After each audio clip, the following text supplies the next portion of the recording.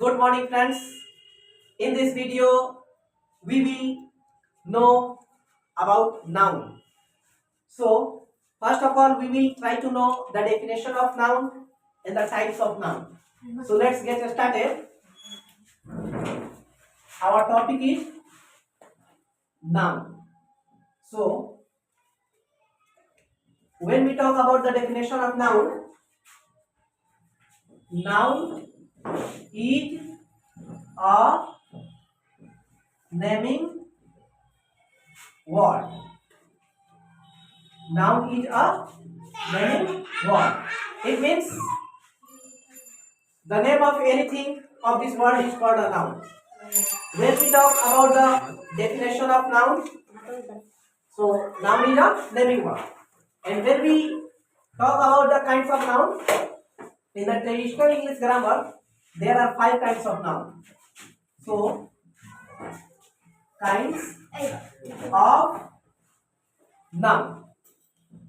First of all, proper noun. Proper noun. The second one is common noun, and the third one is collective noun, and the fourth one is material noun, and the fifth and the last one is abstract noun. Abstract noun.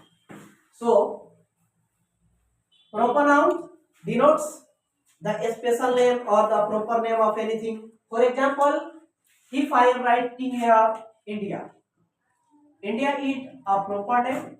It's a special name of a country. When I say Rahim, it is also a proper name. And when we have any common noun, like if we have country, country is a common noun because it denotes the common name to every country. And then if I am saying boy, this is going to be a common noun. Again, when we say, so the third one is collective noun. Collective noun means समूहवाचक संज्ञा.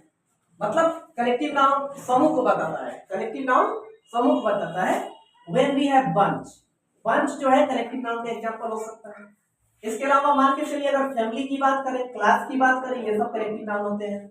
Proper noun जैसा कि हमने देखा कि ये खास नाम को बताते हैं, स्पेशल नेम को बताते हैं, जैसे कि इंडिया किसी खास देश का नाम है और रही किसी खास लड़के का नाम है. उसी तरह कॉमन नाउन की बात की जाए, जातिवाचक संज्ञा जिसको हिंदी में बोलते हैं, और इसमें होता क्या है कि पूरी जाति का बोध कराते हैं. कंट्री करने से पूरे कंट्री जाति का बोध हो जाता है. बॉय करने से पूरा बॉय जाति का बोध हो जाता है. और फिर अपना चौथा नंबर है मटेरियल नाउन. मटेरियल नाउन मतलब होता है द्रव्यवाचक संज्ञा.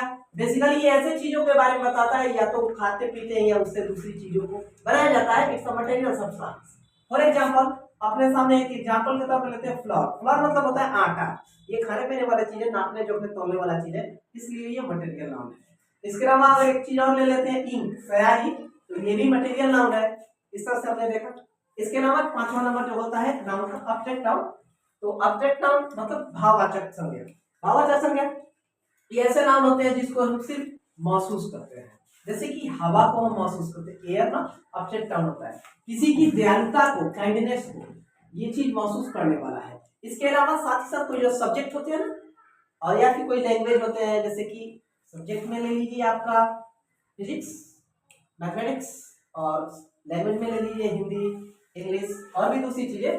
तो जैसा कि आपको मालूम है कि हमने नाउन के बारे में पढ़ा और नाउन के प्रकार के बारे में पढ़ा. जैसे कि noun is a naming word. Noun जो है एक नेमिंग वर्ड होता है, नाम बताने वाला शब्द होता है. और इसके प्रकार के बारे में हम देखें तो ट्रेडिशनल इंग्लिश ग्रामर में नाउन के 5 टाइप्स होते हैं, 5 प्रकार होते हैं. पहला है प्रोपर नाउन, जो खास व्यक्ति या वस्तु को बताता है. ठीक है. और इसको व्यक्तिवाचक संज्ञा बोलते हैं. एग्जांपल के तौर पर इंडिया और. तो जैसा कि हम देख रहे हैं कि प्रोपर नाउन आगे है अपना कॉमन नाउन.